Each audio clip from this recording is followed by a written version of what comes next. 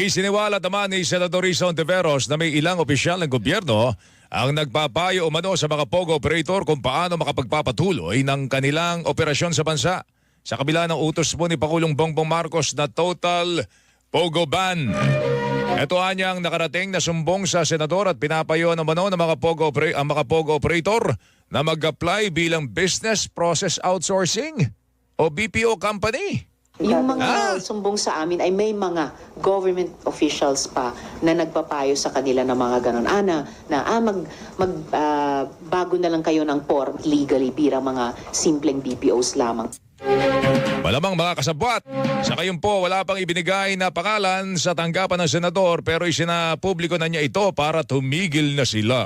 Obstruction of justice ba yan? Kung ano man, but siguradong may accountabilities. At kung yung regulators mismo nagpapa-regulatory capture ay